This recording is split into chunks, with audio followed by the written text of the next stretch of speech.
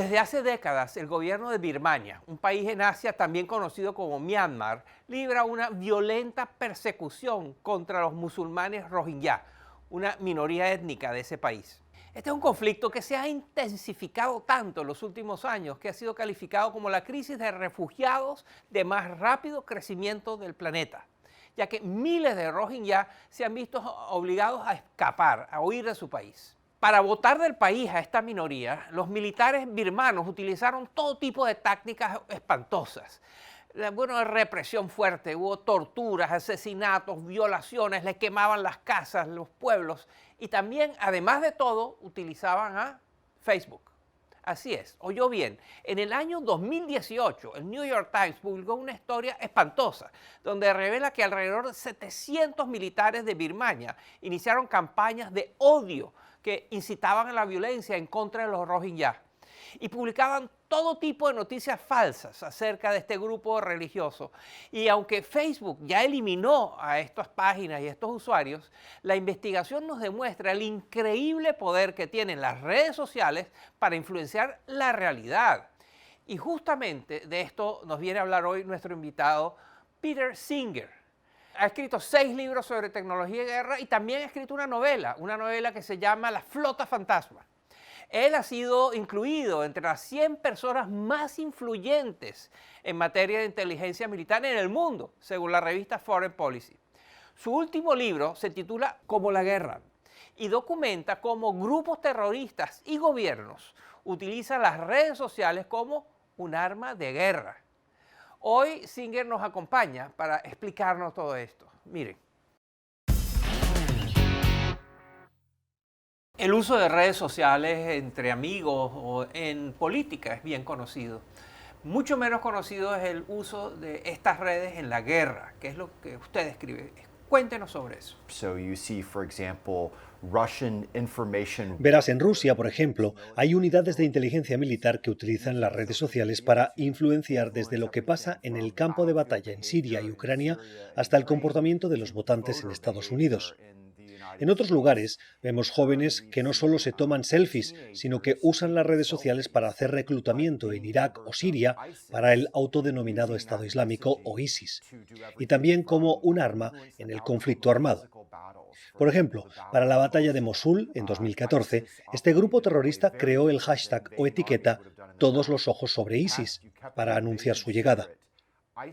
En el pasado, los grupos armados han mantenido en secreto cualquier intención de invadir, pero ISIS quería enviar un mensaje al mundo de que su invasión y victoria eran inevitables, y los soldados iraquíes se lo creyeron y terminaron huyendo.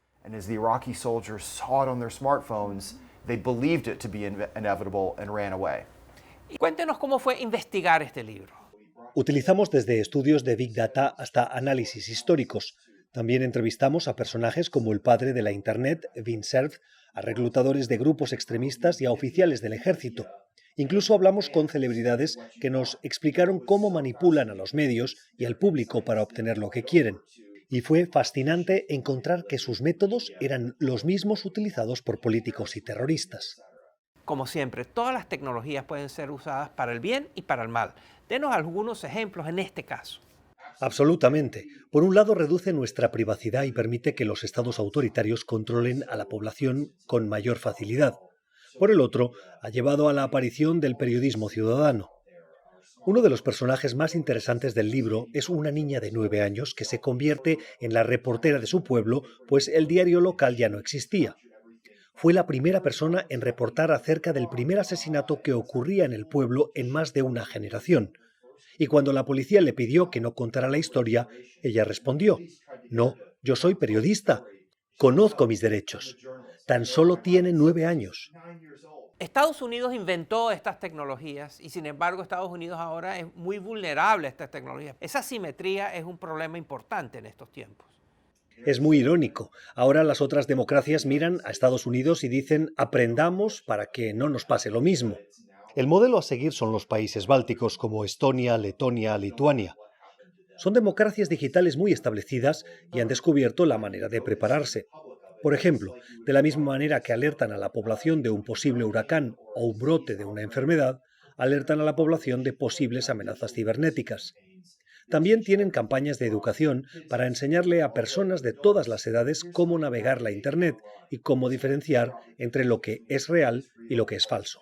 Usted no solo escribe ensayos analíticos, también ha escrito una novela sobre la posible guerra entre Estados Unidos y China. ¿Cómo puede la ficción ayudarnos a entender el futuro de la guerra? El poder de la ciencia ficción es que te permite explorar qué podría suceder. Por ejemplo, en su libro El mundo se libera, el escritor británico H. G. Wells se preguntó: ¿qué pasaría si utilizamos materiales radioactivos y los convertimos en un explosivo, una bomba atómica que pueda destruir una ciudad?